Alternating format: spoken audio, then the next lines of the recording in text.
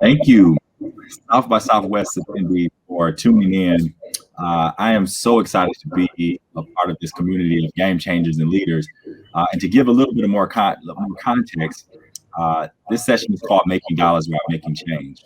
And it's lightly based upon my new book that came out in January the 7th. But I wanted to kind of give some context, lay the framework so we can get started with a wonderful conversation with my really good friend. But when we started this idea of this concept of business intersection between business and social impact, I was looking for books that was something that can provide us with some good context that was applicable for entrepreneurs and game changers. And what I realized was that there wasn't a lot that actually spoke to multi-generations and the importance of your why and understanding the importance of social impact. And so it brings me pleasure to introduce my really good friend, Patrick McKenna, who I met a few years back.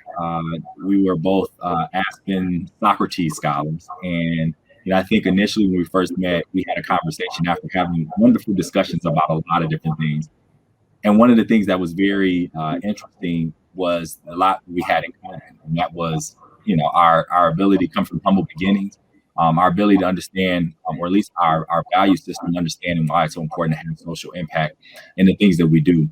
And so we're here today, and we're gonna have just a conversation about making dollars or making change. And I just want to say thank you so much, Patrick, for joining. Thank you for coming on. It's a real pleasure to be here, and congratulations on the book. I absolutely loved it. There were so many insights, and as much as we've talked, I learned so much about you, and it's so brave and inspiring for you to share such personal details about your life and how that worked to make you the success you have been. So really, congratulations on the book. No, thank you. So let's get into it. Obviously this year we weren't able to, be in person with South by Southwest. However, I think that we're taking advantage of what technology brings, and this is, I think, is going to be a new normal that we create. But as we think about this idea of the intersection between like business and social impact, I'm curious to know kind of what does that mean to you? Like, how do you describe that? I should also say that one of us is actually in Austin, even though we're not in South by. I am physically located in Austin, which is kind of funny. Moved down here about 2 years ago, so we have like partial physical, spirit with the conference that we so dearly miss. So, so the thing that really thinking about your book, it really resonated so much with me, and so much of the things that I've done as an entrepreneur and the different entrepreneurs that I've invested in who have been successful, they would also agree. They would share that what they've decided to work on resonates personally with a personal passion and personal inspiration. And many times they saw an impact. They saw a problem that had a social or personal impact that they wanted to fix. They wanted to bring a solution to it. And I think the conversation we're going to have today is really about how finding something that resonates with you personally can actually gather collaborators and allies, investors, employees to help solve this big problem. And so I think you're really onto something in the way you're shaping this. And depending on where you want to start off, we can talk about my background and my first efforts as entrepreneurs, or like how we got to the seats we're sitting in today, because I think there's so many places for us to get kicked off. Yeah, and I think starting off with your background, because you have a very unique background, and to me that was one of the things that drew me to you as a friend. And so tell us a little bit about like your background. Sure. So I'll happy to. So I grew up in a small town called Placerville, California. It's 5,000 or 6,000 person town in northern old gold rush town, and really beautiful place to grow up. But I was the first in my family to go to college. I went on a full ride scholarship. So I, did what I could in high school, did the AP classes and sports and did all those things, and applied for a scholarship to ROTC and got the scholarship, and then went off to USC in Southern California. And had a wonderful experience there. But then after graduating college, I served in the military, which is such a formative experience. This is a place where, there's a real meritocracy to the military. And it also brings people together from different backgrounds. So I grew up, rural California, but many of my colleagues were, urban. Maybe they grew up, in Detroit, which we spent some time together there, or in LA, or they were suburban, or even more rural than me. But we all worked together. And for 4 years, I was in this environment where you're Black or Hispanic or white or lower class, middle class, upper class, college educated, not, we all worked towards a mission. And in my 4 years in the military, I spent time in Korea, and I know you love to travel.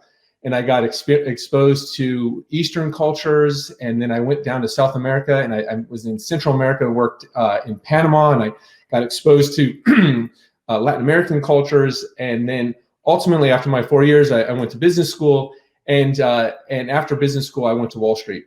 Now it's going to sound very traditional at this point. I went and I was working at Morgan Stanley in M&A in New York City, and at one point, and this is where our stories will swing back around, is I realized, like, whose life is this? I was just chasing the gold rings to get to the next thing. And I realized that even though I'd achieved a lot, starting from humble beginnings, first my family go to college, all these things, full ride scholarship, but here I was on Wall Street, and it was a fine job, great to do, but it wasn't satisfying the creative needs that I had, and also wasn't leading to the impact. Like, where we're going to go in this conversation is I realized I wasn't doing things that I felt was bringing positive change to the world. I wasn't solving problems that I really cared about. And then at this point, I left that very traditional career and went out to Silicon Valley and joined first a startup. And then I started my own company with a team. And that kind of led me to the entrepreneurial journey. And that's hopefully what we'll talk a bit about in this conversation. Yeah. And so you just talked about, that, and that's really where our connection also lies in. So, growing up in Flint, Michigan, also a small town, one of the things that my dad always taught and preached was, to much is given, much is expected. Mm-hmm. And so growing up in a very humble beginning where we didn't have a lot of money, we didn't have a lot of resources, but we had a lot of love. And so for me, love is wealth. And so, to me, when I think of success, I talk about this very specifically in the book. Success and wealth is love. Love is supreme. It's not about how much money you make, although money is a tool. It can be used as a tool to be able to do some wonderful things. But this idea of connecting business, connecting this idea of making dollars or making change has always been something fascinating, but it was just a way and just the core of how I was raised. And that's the thing similar to yourself. I worked in corporate for a few years before actually going out full time on my own. And I realized that I just was not fulfilled. I was working and traveling. I started a family and I was never at home. And, I was making money, but I wasn't really making any change. And what difference does it make if you're just making money for yourself and you're not really impacting the world? So I'm going to hit that for a second, because the thing that I remember one of our first conversations is how connected we are to our families. Yep. And I was raised by a single mom who she was the letter carrier. The mailman, worked at the post office in my small town of Placerville and delivered the mail to downtown Main Street, Placerville, for 34 years. And, that unconditional love that you get from your family is it is the real treasure. It is the real asset that we all bring. Yeah. And I know that you were very close to your family and me as well. And as we kind of progress in our careers, always being able to have that foundation of unconditional love from our families, and also living up to great expectations. I think we also felt a lot of, like you said, to those, what's given is expected. And that was also part of my journey to go and be an entrepreneur and focus on problems that I thought would actually make a positive change. Yeah, they're always sourced from that same place. And that's beautiful to remember that. Yeah. So I had an opportunity to talk with just real briefly David Meltzer on office hours, and he brought up this idea which I thought it was really profound and so true. This idea of just how we over glamorize this thing, your why. And so a lot of times people have whys with no real problems, no idea of how you solving problems. So how do we look at that to create business? And so I'm really curious, in this idea of understanding our why, the importance that the why gives us, because one, it motivates us. It not only attracts and allows us to attract capital, but it also allows us to attract talent, which in this new normal that we're living in, consumers are looking for not just companies that can just produce an amazing product, but what are you doing to create change in the world and the environment? And so that's, again, the book was all inspired by it. And honestly, when the book was written, it went through so many different renditions. I mean, I literally had an outline in the beginning, and I think I probably switched up the path throughout the whole course. But this idea that we're forever changing and then we're living in this new normal, understanding that intersection and being able to apply that to everything that we do, when social impact in business is something that is very critical, in my opinion. When I think about the why, matching the what and the why together, I think a lot about, what about your unique background that gives you a personal insight? Mm-hmm. The second part of your book is like, is you're being financially successful. It's a successful business. So it's one thing to know a problem. It's another thing to actually be able to come up with a solution that's going to win in the marketplace. And my experience as an entrepreneur, so I've started 4 companies, just a little back. So I've started 4 companies, raised over $100 million for those companies. 3 of them exited. The 4th one, the current one's called Facet Wealth, which we'll definitely talk about in this conversation, is cooking now. I've started 2 investment funds, one called High Ridge, where I've made 47 investments, 30 are active. And the thesis there is that talent is everywhere. And I specifically look outside of Silicon Valley for unique entrepreneurs looking at unique problems, have deep insights. And so I've deployed venture capital at the early stage across with this heuristic of saying unique background people see the world different. If there's a business there, then I can bring networking capital to them. And then my second fund is an opportunity zone fund called Catalyst. And we raised $150 million of invested capital to invest in middle American cities. So places that have a lot of growth, but they don't have access to much capital. And we just closed that up in the last couple of weeks, raising that over the last 2 years. But again, so what do I know that other people don't know that is kind of the underpinning for all of my investing and entrepreneur is that there's talent everywhere. Growing up in a place like Placerville, I know the amazing talented people that exist outside of your traditional corridors of Silicon Valley, New York, and LA, which have incredibly talented people. But there's also a tremendous amount of talented people who didn't make the move. They didn't have the opportunity. Maybe they had to work. Maybe they go to state school. Maybe they had a different path that didn't lead them to the typical ways to get to Silicon Valley or Wall Street. And knowing that allowed me to attack these problems with new solutions. So my first company, LiveOps, and I did that with an amazing team, was work at home customer service. And what we knew was there's amazing people who would be willing to work from home and do phone support. If we built technology that allowed them to use their home computers, then they could do customer service. And so we were in 40 states, and we created a good job in a business that was otherwise going offshore. But we used technology to lower the cost of our service delivery. And then we were able to pay people 4 or 5 times as much as offshore, but still compete in the marketplace. And grew that to 20,000 people. So this was a really significant business. And that just reinforced this idea that there's talented people everywhere. Technology can enable those talented people to work, or as an entrepreneur to bring a new service to market. So this is really exciting stuff if you kind of look at your personal background and say, what do I know that other people don't know? And can you match that to a business model? That's interesting. I have a question for you, because you mentioned, which is so impressive, your businesses and you've been able to grow and expand. That's not an easy task, especially when you're when the underlying ideal is double, triple bottom line focus. How do you attract the kind of talent that's almost like out of the box? How do you attract the right kind of people in order to help scale your business while still believing in the mission and the why at the same time? How do you do that? So I'll give the example of my current company, Facet Wealth, and I'm co-founder, executive chairman of Facet Wealth. And this story will link all the way back to the beginning. So Facet Wealth, what we do is we bring human financial advisors, the same advanced advisors who would work with somebody at Goldman Sachs or Merrill Lynch, high net worth. That same advisor, we bring that human advisor to the mass market. We bring this to your kind of more, it's called like the mass affluent is the name for it. It's people who have 100,000 to $1 million of assets, who maybe make $70,000 to $150,000 a year. This is 33 million U.S. households. It's a third of U.S. households who otherwise don't have access to high quality financial advice. They're kind of stuck with commissions and broker fees and self-serve and call center.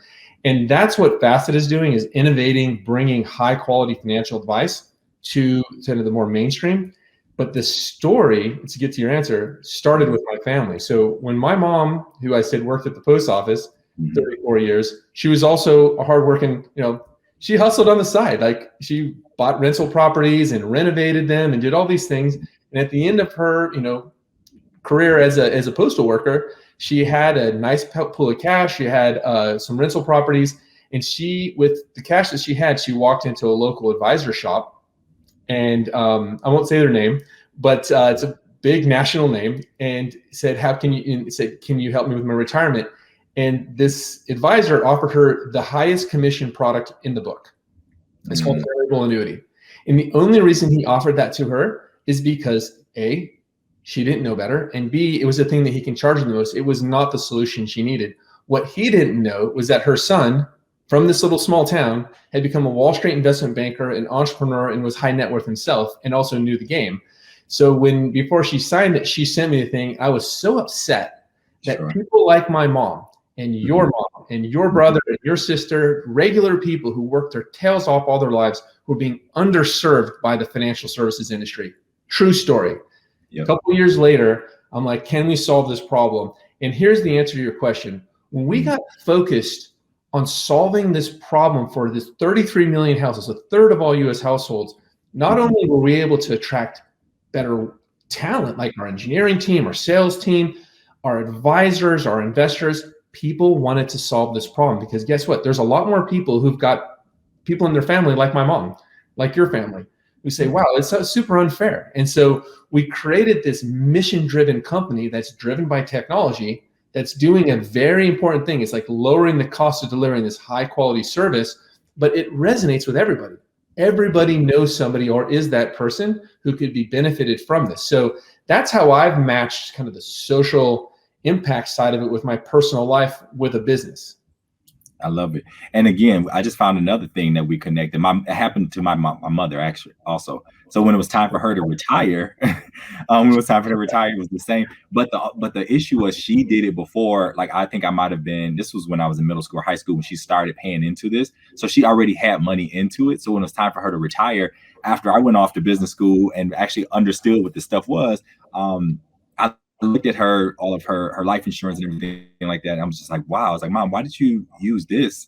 And she was like, well, I didn't know. That's what they told us. It was the best plan. So yeah, it's so unfortunate. I think that's why it's so important that we have this conversation, because again, it's at the end of the day, it's all about people. It start and finish with people. And I think when we put people first over profit, everything else falls into place. And, a lot of times and I'm speaking particularly with, my community in Flint, Michigan, that had a situation with the water crisis. But I want to kind of take a turn to Flint, actually, because when we talked and we really had a good vibe and we connected in Aspen, you told me something, which a lot of people talk about things, but for me, I'm an Aries. So we're igniters, we're starters, we're doers. You told me that you wanted to have a group of your investor friends to go to the Midwest and invest in communities that have talent, but just it's not sexy like the Silicon Valley or New York and things like that. You told me that. And I want to say maybe a year or so later, you organized that trip. And tell us more about that, because to me, that's when I think our friendship really elevated, because I was like, this, not only is he a good guy, but he actually is a man of his word. Let's talk about that, because you all did some amazing in Flint, which I'm going to circle back to how my water company is connected to that now. Well, I appreciate you bringing that up and bringing this conversation there. I'm really proud of that. We had talked about being from different places and knowing that there's amazing people everywhere. And I just knew that to be true and started some businesses. And then, I was successful in Silicon Valley. I'd been successful on Wall Street. And I knew this network of people who have high integrity, who are looking for opportunity, but they weren't aware. They didn't know that there were amazing people in Flint. It's not that they didn't want to invest in people in Flint. I started a company in Baltimore. Actually, Facet Wealth was founded in Baltimore. We started in Baltimore. Right. Amazing people in Baltimore. And I had such a positive experience with this. At some point, as we were talking, I'm like, I need to figure out a way to expose more people to the quality and the talent, and then also show them that the thing that's lacking is access. Access to capital, but also access to the network, the knowledge network. You and I met in Aspen. That's a network. And then from there, it then led us to Flint. And then when I was organizing this tour, I knew you, and you're like, you got to come to Flint and let me introduce you to a bunch of people. That's how this network works. And so I had, from the small town, went to Silicon Valley. I understood that the network is the power. And then I'm like, how do I extend the network to more places? And so I reached out to a group of friends and I said, hey, here's the idea. People got really excited about it. And so we organized a bus, we said, let's get really high networked, talented people. And we're going to go, and we started in Youngstown. We went to Youngstown, Akron, Cleveland, and then we drove up to Detroit, and then we drove up to Flint.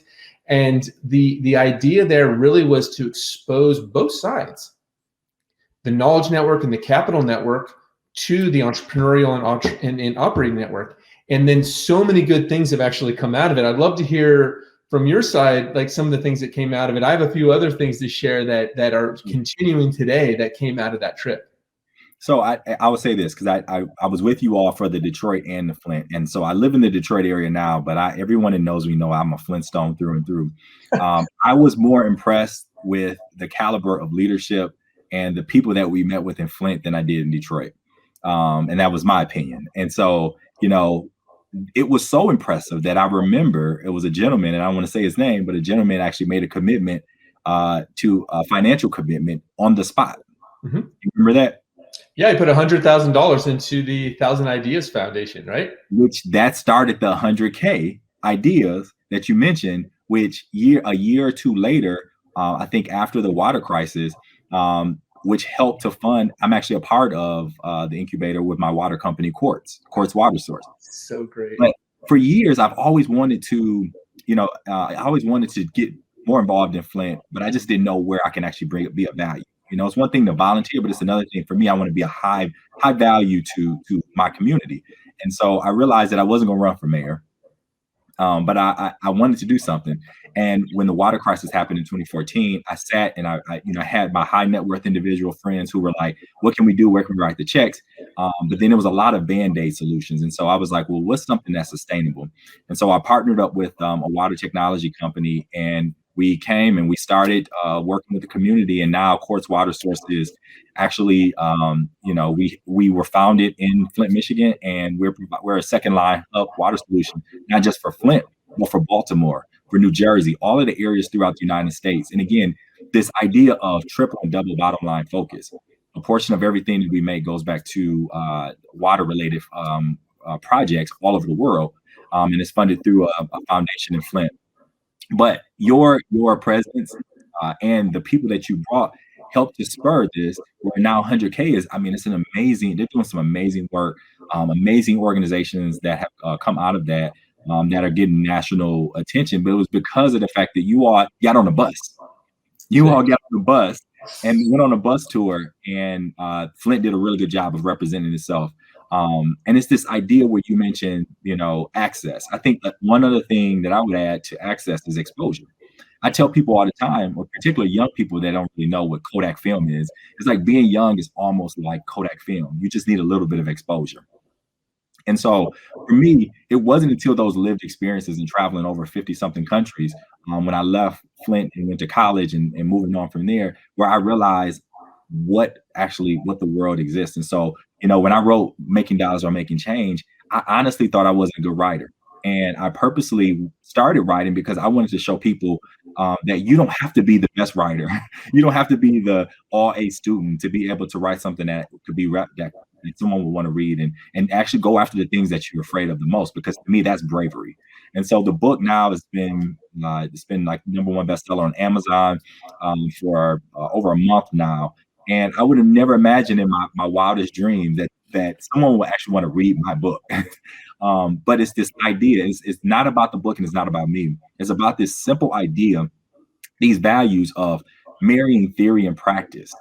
And I think when the two of us, as we talk, we got a good education, but we also have applied it to real life, and we have lived experiences, which I always honor and lift up our humble beginnings, because that's what gives us our tenacity, our work ethic, our perspective to work harder, because we know that we know how it is to not have, and we know how it is to have. And so it's almost a win-win, because if we lose everything, we know how to survive with nothing. And so yes, you can risk more, right? Yeah, you're not as afraid to lose things because you kind of like, you started, right? Exactly. I'd love to hear the Quartz story connecting to our Comeback City tour, right? And the two things I'd really want to drive home to our audience that are listening to this, right, is that one person can make a change. And the thing about the change you can make is you don't know how you're going to impact anybody. So like starting off, like if you say, oh, I'm just going to solve this, I'm going to do this one thing, like if that's your measure of success, it's very limiting, and you might actually not even start because you're like, oh, what are the chances or something like that, right? So I think both of us have come at this from such a similar way. For me, I'm from this small town, and it's very different from Flint. But when the opportunity to go to Flint, I said, well, I'm from a place where I know there's amazing people who are like not seen or unknown. I'm like, I'm sure there's amazing people in Flint too, right? I'm like, there's just amazing people everywhere. And so I was able to take your guidance. You're like, come to Flint and check it out. I'm like, yeah, of course. Like if there's people where I know over here, I'm sure there's people over there. And the thing that I just want to just drive home is you as an individual person, if you're just willing to do something, you see an insight, you know something other people don't know, just put it out there. Just put it out there and like put the goodness in the world. Mm-hmm. And you just don't know. I could never have predicted that the steps that led to the trip that then led us to Flint would then lead to you starting your company. And that's beautiful. Like who knows what other things happened. So I think that that's a thing that should be positive and motivating for people when making changes. Don't get so stuck on the specific change you want to make, because that's very narrow. Mm-hmm. Be open to what was revealed as the journey unfolds. And it evolves. Mm-hmm. It's constantly evolving, because change today means something than what it before pandemic. Before the pandemic, what we looked at for change is totally different than what it is now. And we realized, at least in Quartz Water particularly, that we were originally supposed to be just a bottled water company.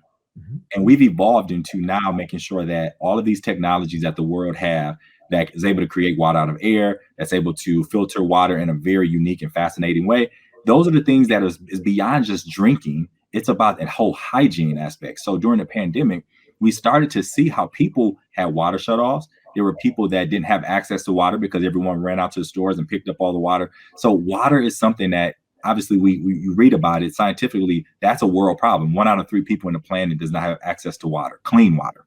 Mm. So our mission actually expanded, and for me, the purpose expanded, because I've been self-funding this business.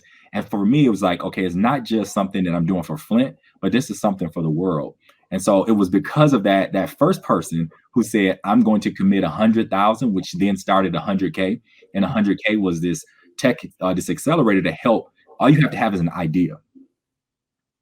I didn't know anything about water. I didn't know anything about water until I started working with. You're from Flint, so it actually fit your personal story. Right. I mean, actually, if you think about it, like Flint had a negative story about water, but you turned that into a positive. Like you have a deep insight about the importance of water, right, all like the things that go behind water. So you turned a negative, like that's a negative brand reputation, right? Of Flint and water is not considered a positive in most circles, because so much tragedy came out of it. Right. But it also created expertise, brand awareness, right, opportunity identification, and then brought people around you who had access to network capital. And then you took that and ran with it, because it also takes an entrepreneur. Without entrepreneurs, the world doesn't change. Right.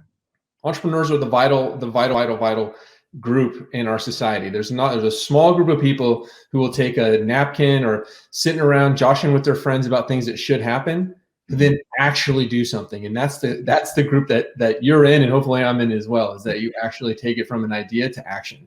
Yep. And I like to define entrepreneurship as just problem solvers. I mean, we look at people that look at problems, we look at as an opportunity to actually create change and to do something. But I think it kind of like leads into this next idea, which this was something that we also connected during Aspen. And for me, I was on the beginning of my journey of understanding this thing called mindfulness. And I think so oftentimes you hear, or at least one of the things I would do when I was younger, I would say, okay, I'll sleep when I die. I'm going to work hard. I'm going to, I'm just going to like work, and no balance, no managing of my time. Until I understood this concept of mindfulness. And we talked about this, but I want to get your perspective of how important mindfulness is for a person like yourself, who's very busy, who has a lot of stress because you're dealing with companies. And again, one day your companies can all go like red. And so you have to be on point. So what is it? Talk to me about mindfulness.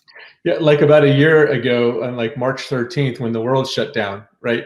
It was like, right. Better clear the decks and clear the mind, right? Because the world can really throw a hardball at you, and then there's opportunity, right? Mm-hmm. To see the world clearly. So, again, I do remember this mindfulness discussion. It's so powerful. For me, after I sold my first company, had a really nice exit. The sense of financial freedom was something that I didn't expect to really experience, and I did.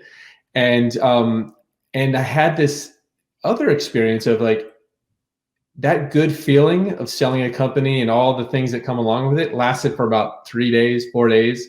Mm-hmm. And then the suffering of stress, of pressure, of feeling like you're not enough, the feeling that you're an imposter, the feeling that, like it could all be taken away, all the things that drive our internal psychology, that fearful taking mentality, were there again. They weren't solved by a successful 5-year run of building a company with 20,000 people and successfully selling the company after making very good profits, all the things that you'd want to do. Mm-hmm. That internal fear, that internal driver, all the things that were inside me were still there. Money, success, company, none of those things were solved. Mm-hmm. And that's when I had a decision. I'm like, well, does going and doing another company and doing 10 times as much, is that going to make me feel any better? And my answer was no. And I said, the interior, my internal world was on a different trajectory, and I better spend some time thinking about it. And that led me to mindfulness. And this is when I said, okay, I'm going to take my entrepreneurial instincts of problem solving. This is a new problem. This isn't a company to solve. This is a fear, suffering, anger, anxiety, all the things that every single person watching this, every human being is dealing with suffering. Yep. Everybody. It also this thing about every person you meet, just everybody's struggling, right? It's just, there's a compassion that when you start to realize your own suffering, that you can actually realize it in others and bring compassion, which is going to lead to more success. That's a separate thing. But so I kind of went down this journey. I started meditating, went on the 10-day silent retreat stuff and did all these things, and was really transformed to really see compassion and empathy, not as a weakness, not as a thing you do when you're old and retired, is actually something that you do in your daily life. Right. Because when you're stronger, you can provide for yourself and you love yourself unconditionally, then you're more open to loving others. You can, again, take more risks, have less fear, and then you bring more love and compassion to the work you do every day. And then for me, and I'll let you jump in here too, then I'm like, how do you lose? Right? Because if you are joyful and loving and compassionate every single day while you're working and grinding, it's wondering if you have finance to hit the payroll but all these things, but you are internally motivated and energized, and then say the company isn't successful, which most companies fail, by the way. Mm-hmm. It gives you the resilience to keep going. Right. And the last thing I'll say is that I do think that coming at the world from a place of compassion, loving kindness, openness, open-heartedness, and empathy, you attract a whole different set of people around you. Yeah. People who, as investors, want to help you because they want to see more of that. People who want to be around it because they want to be a part of it. And customers who actually feel that positive energy that's coming through your solution, even if it's something technical as fintech, there's something that's informed in the way you think and prioritize your products and your services and your solutions that come from your wholeheartedness. And so I really appreciate you bringing that up. It's an important part of my life, and I know it is yours as well. Yeah, and I talk about it very specifically in the book, this whole idea of business moral frequency, which you just mentioned. You can, when you have these companies that are like the best places to work for and things like, there's a reason why employees are signing up and saying this is like the best experience I had, is because that vibration that they're on, because they're a sense of mindfulness and a sense of appreciation and gratitude and compassion. Those things that we kind of say, but we don't really live. There's this idea, or at least in my opinion, that, you only really have control of two times of your day: when you first wake up and before you go to sleep. Everything in between is a whole lot. Sometimes there's chaos, sometimes there's peace. But at the end of the day, once you have yourself centered and balanced, from the first time, from as soon as you wake up in the morning, you meditate or whatever you do, pray, or whatever your way of becoming balanced and becoming one with the Creator, or with this peace within yourself, then you can tackle and take on the day no matter what. Because at the end of the day, for me, coming up from a place like Flint, where I heard gunshots every night before I went to sleep. So for me, waking up every morning, and I have my health, and in the book I talk about overall health and wellness. So that's not just the mental, but the physical, spiritual is very important. From the point in which, as entrepreneurs, as game changers, we can't go. That we're going to burn out. And so we have to be able to have balance. Sleep is an amazing thing. And to me, and we're getting close to our ending, but I'm gonna kind of throw a little wrench into our thing that I didn't talk to you about yet. But it should be a lot of fun with this idea of this whole balance, but it has to be all aspects of your life. So whatever you put in your body is going to transform how you act and how you perform. And if you want to perform at the highest peak performance based upon your profession, you have to be careful about what you eat. And so I talk about that. I even give my whole diet in the appendix of my book, just to let people know how serious this is and how I'm able to be able to kind of, like I said, have 3 companies that I'm running, investing in companies, and then writing a book and things like that, and have 3 kids, where they're very, very, very active, 3 under the ages of 8. And, but it's all fun. And to me, it's all you get to sleep. Where's the sleep part? I sleep. That's important.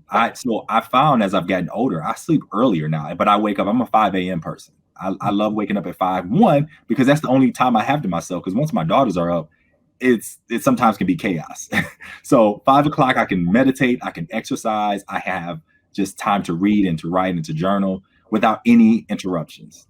So that's just how my life has evolved. I never was a morning person until I started having children. So the since you did put a recipe in the book and of diet and other aspects of your sleep, I will also say that about 13 years ago, when I kind of first started my meditation journey and kind of had that moment of clarity of I need to look inside and kind of saw things, I also tackled health. And I when you start being present, you do start to notice your patterns. You're not sleeping well, you're not eating well, you're stressed, whatever. And so through mindfulness, I was actually able to observe how food especially impacted my sleep and my health. And so I made some adjustments, nothing crazy, like just a lot less sugar, not eating too late, at least 3-4 hours before going to bed, and just making some adjustments based on how I felt. And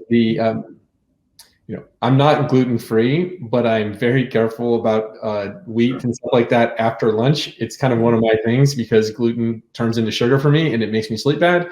And everybody laughs. I'm like, oh, how do you know? I say, well, here's the facts. 13 years ago, I changed my diet to kind of get rid of sugar and kind of be wheat light, and added mindfulness and meditation and stuff like that. And my sleep went through the roof, like unbelievable sleep. And the quantifiable health benefit is I have not had antibiotics in 13 years. I have not been sick. Same here. Quite incredible, right? Yeah. And so if you're managing, and why is this important as an entrepreneur? Because your health is super vital to the mission, the recruiting, the company, keeping everybody focused. And as you're more healthy, your company's more healthy, you're able to engage with your customers, employees, investors in your mission. And so your health is super vital. As a father, I know you know that better than anybody. So thinking about how your diet affects the way you sleep, affects your energy, affects your overall health is vital to your entrepreneurial mission. And many of us also who grow up in a certain way aren't always educated the right way about food and sleep and health. We don't have as much access to those healthy behaviors. And you and I both were fortunate to learn those behaviors later. I didn't grow up with them. I grew up with sugar smacks and mac and cheese because my mom worked and she didn't have time, and I still got to be tall, fortunately. So it wasn't like the food kept me from growing tall and strong. But at the same time, those habits need to be learned later, and anybody can pick these habits up, right? That's a wonderful thing. Yep. Yep. Well, cool. Well, I told you I have like I switched it up a little bit, and we're gonna do what I call a lightning entrepreneur round. So I'm gonna ask you a question. I'm gonna answer it also, but I'm gonna ask you a question, and you just give me your first response to the answer. So, first question is, what is your favorite company that you're following now? The favorite company that I'm following now? Oh, that's so interesting. I'm really interested in a company called Grocery Key. It's out of Wisconsin, and it's a team that's focused on logistics for mid-size grocery stores and markets. What I love about it is it's an under the radar market. It's a team that is being built locally. They have some local customers, and I think that they can innovate from the inside out. Again, it's a problem that people have found that aren't sitting out in the coast in Silicon Valley. And if these guys can be successful, I think that they can kind of innovate in a very unique way. Yeah. And I guess for me, I would say Stockpile is a company that I'm looking at. And primarily, I'm on this place where I'm really focused on legacy, particularly for my kids. And so this idea of like an investment platform for beginners. So as I'm talking, I've been talking to my daughters. One of my daughters on my payroll, and so I talked to her about investing. So she has her own IRA, but we're getting into stocks now. And my 8-year-old, we're talking about that, and she's able to go in and she's able to like learn. It's really it gives you the fundamentals, but it also is very user friendly for very new beginners. So for her to be able to understand how to practice investing and trading and things like that. So that's what I'm actually following right now. Is she on Wall Street bets and like running like a short squeeze against some Wall Street PE firms? I mean, I wouldn't put it past her. If you're her coach, then she's definitely going to be a force out there. Yeah, we'll see. We'll see. Second question: what's your favorite U.S. city? Oh, that's not fair. That's super not fair. I know what you got. So I am going with the hometown, my new hometown, Austin, Texas. Okay. And what I love about Austin, I moved to San Francisco I love New York. I lived in New York, and I moved to San Francisco in 2000. I love San Francisco, but to me, Austin is what I consider like living in the future. Like Mike Maples is a very famous investor. He has this heuristic of like finding entrepreneurs who are living in the future and reporting back. And I think Austin has that potential where you can have a high quality career, have a tech community, but you can still afford a house and have a size of a community that you can engage and participate. And the other thing about Austin that I love is it's actually a model for more cities. Like Flint can be like Austin. Flint can never be San Francisco. There's only one, and only one New York. Sure. But Pittsburgh can be Austin. Salt Lake can be Austin. And so to me, Austin is also a place that other cities can model, and that's exciting to me. Yep. Okay. Well, I think I would say Nashville, Tennessee. That's the top 2 or 3 for me. I love Nashville. Yeah. And so what I love about Nashville, one, you probably can't tell by looking at me, but I love to eat. I love really unique foods. I mean, I can eat. I love eating. The restaurant scene, the food scene is amazing in Nashville. But in Nashville is, again, I tell people all the time, I'm a little country boy from Flint. My father's from Arkansas. So a lot of my family members are like, we're country. And so I love being a part of the country, but not necessarily country. But Nashville is kind of a good mix of, you can get, you get the Southern twang, you get the Southern hospitality, good food. And then it also has this thing where it's growing. I mean, Nashville, similar to Austin, I mean, there at one point was 90 people per week coming in, moving into Nashville. And so I would say Nashville is my favorite U.S. city. We're on the same page. I would say Nashville's a great choice. I mean, anybody who knows Nashville, I'm literally betting on Nashville, actually. Oh, definitely. Okay. All right. And then the last question is, what has been your favorite new activity during COVID-19? Favorite new activity during COVID? There's so many things that I haven't done during COVID. So like really ends up a lot of things. So I guess I would say I've been playing the guitar. That's I've always played around with the guitar, but I never had the time to like actually sit and play. And so I said to myself, well, I actually don't have an excuse. I've got a lot of time. And so just sitting there and playing around with the guitar, and actually songwriting, if I can be honest, like songwriting is the thing that is kind of turns me on the most about my new activity with the guitar. And storytelling and Austin as Nashville are great places for singer-songwriter kind of music. So I've been putting those two things together. Cool, cool. And then I would say, so I have a good friend that really put me on to plants. So I've never been into plants before, but I understand from a metaphysical standpoint the importance of life that is beyond human life. And so during the pandemic, I found myself walking around, sitting under trees, sun gazing, doing a lot of things out in nature that I just historically didn't do because I was so busy going from one place to the next, getting on an airplane, things like that. I spent a lot of time sitting around a tree. In the tree, I've been getting a lot of reflections and a lot of revelation. And so inside my house now that it's cold here in Detroit, I have my first ivy plant and it's still alive. And so I'm learning so much about, the idea of like I play music. There's like this plant music that you listen to with the frequency that helps it to grow. I talk to it because I know that I remember growing up and George Washington Carver, he would always talk to his plants and give my plant a name. And it's been a new thing for me. I eventually want to have multiple plants throughout my house, but right now I have one and I'm just focusing on that one. I'm learning how to take care of it, how to just listen to it because plants talk to you. And so I think it has a lot of for me from a metaphysical standpoint, it has a lot of amazing things, a lot of lessons learned that I observed that I'm able to apply to life with plants. So if I can update my answer slightly with inspired by what you said, is probably the thing that I have learned to love the most in COVID is being home. Yes. Is I think both of us were default to get on a plane and go somewhere. Sure. And I think a lot of that was just activity. Mm-hmm. I don't think is probably more than half of that was just activity rather than actually outcome. Sure. And this practice of being home and enjoying just the peace and presence of home and, growing plants or playing guitar, just being home is such an experience. That is probably what I've added the most. And I don't plan on changing it much when we go to when we get out of COVID. I'm very committed to keeping a lot of home-based time. I think I would say the same thing. Yeah. But I think we come to an end now. And so I just want to, again, thank you so much, Patrick. You are a friend. You are a brother to me. And next time I'm in Austin, I will definitely come and check you out. But thank you so much. I enjoyed the conversation. I hope that it was fruitful for everyone who are checked in. And congratulations on the book again. Thank you. And success with it. And I am actively getting people to take a look at it because I think there's so much for people to learn. And I'm inspired by your work and your bravery to put it out there. And I can't wait to see where you go next. And maybe we should be doing something together soon. I would love that. All right. Well, with that, everyone have a good evening. Thank you.